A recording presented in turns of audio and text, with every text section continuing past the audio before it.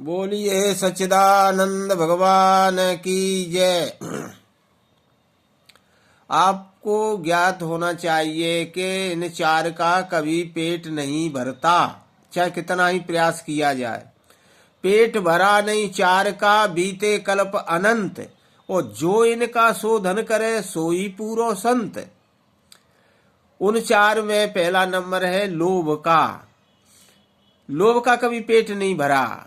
जब एक हुआ तो 10 होते, 10 होकर 100 की इच्छा है, 100 पाकर भी संतोष नहीं, अब सहस्त्र हो तो अच्छा है।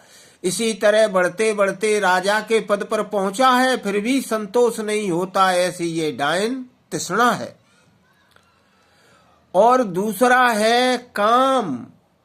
काम की तो ये विडंबना है कि जितना जितना इसका भोजन दिया जाए उतनी उतनी उसकी भूख और बढ़ जाती है। तुलसी ने कहा है कि बुझे न काम अग्नि तुलसी को विषय भोग बहु घीते।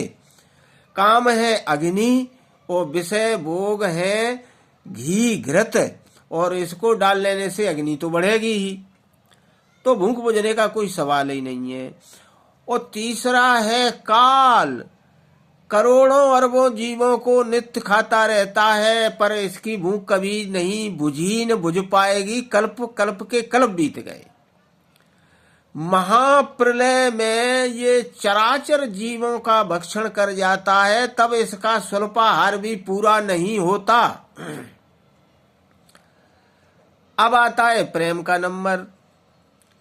प्रेम भी अपने प्रेमी के साथ रहते हुए भी उसकी प्राप्ति की जिज्ञासा कभी पूरी ही नहीं होती है।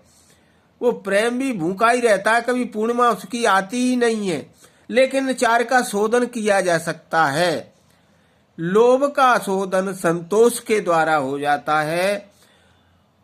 काम का शोधन प्रबल वैराग्य के द्वारा हो जाता है। और काल का शोधन जीव की अमरता का ज्ञान हो जाने से हो जाता है। क्षण भंगुरता का ज्ञान हो जाने से हो जाता है। और प्रेम के शोधन के लिए अभेद भक्ति का ज्ञान हो जाने से हो जाता है। जैसे राजा दशरथ राम के विरह में राम राम कह राम कहे, राम राम कह राम, तन पर हरि रघुबर विरह राव गए सुरधाम। विरह में अपने प्राणों को त्याग दिया, राम राम कहकर के त्यागा, लेकिन फिर भी मोक्ष नहीं मिला। क्यों नहीं मिला? कि वो जो है भेद भक्ति में मन लगाए हुए थे।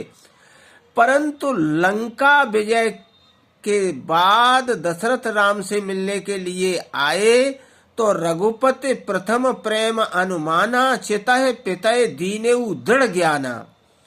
दृढ़ वो दिया, भेद भक्ति से अभेद भक्ति का ज्ञान दिया, इसलिए उनका विरह और दुख समाप्त हो गया और प्रेम पूर्ण हो गया। इसी प्रकार से गोपिकाएं श्री कृष्ण के विरह में जली भुंजी जा रही थीं। उद्धव के द्वारा श्री कृष्ण ने संदेश भेजा कि भवती नाम वियोगो में नहीं सर्वात्मा कुचित। मैं सर्वात्मा हूँ, जब सर्वात्मा हूँ, आत्मा में ही हूँ, तो मेरा कभी वियोग हो नहीं सकता। और जब वियोग नहीं है तो विरह भी नहीं है, और जब विरह नहीं है तो दुख नहीं है, पीड़ा नहीं है और ज्वर नहीं है। तो ततस्थ कृष्ण संदेशे विगतस् विरह ज्वरा।